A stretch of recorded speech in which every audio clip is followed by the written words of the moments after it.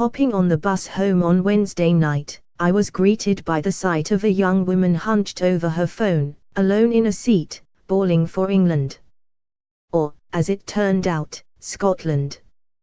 As I plonked myself down beside her and asked her what was wrong, various slumped passengers burst into animation as if a switch had been thrown, and started beseeching me to tell her that she must stay on this bus until such and such a stop, then get the bus with such and such a number. Clearly, I'd missed some of the drama. But I knew what the drama had been. A young person, feeling vulnerable, needing some comfort, had been showered instead with practical solutions to a practical problem, which had just upset her even more.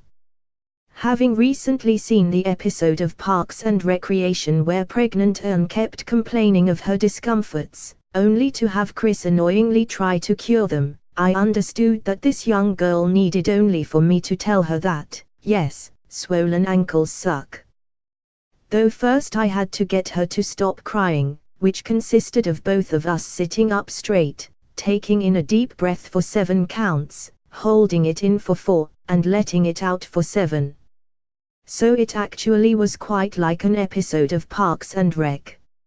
It turned out that she was 22, had been in London for a few weeks, had just been to her new job's Christmas party, and had become overwhelmed with the misery of homesickness. Originally from Cornwall, she'd been to Edinburgh University, had fallen in love with the city, and was missing it every moment of every day.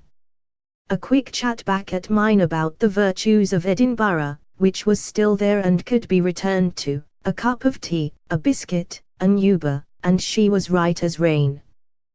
Bonus, she thought I was an angel of kindness. Which I am.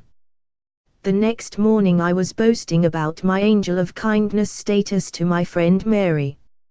A young woman she knows had trained as a physiotherapist, got a job in the geriatric ward of a hospital in an unfamiliar town, and shared a flat with older men with whom she had nothing in common.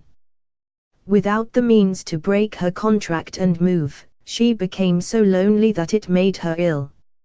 She had to go home to be looked after by her parents. What these stories illustrate is the way in which the threat of loneliness is hardwired into modern life. Practical people doing practical things, traveling far for a job opportunity, opting for the accommodation they can afford, under unbending rules, learn the hard way that human beings can only take so much practical. Loneliness always increases as societies modernize. Loneliness is an ailment of modernity. It's terrific that the Jo Cox Commission on Loneliness has highlighted this large and growing problem. Many of the points made at the end of a year-long study are sound ones. Working out what to do about the problem, though, that's harder.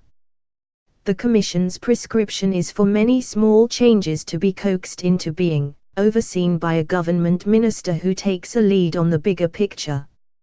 Yet loneliness is a feeling. Engineering a large-scale change in people's feelings, it's a hard thing to do. Most people understand that loneliness is neither necessarily felt by people who are alone, nor alien to people who are always with others.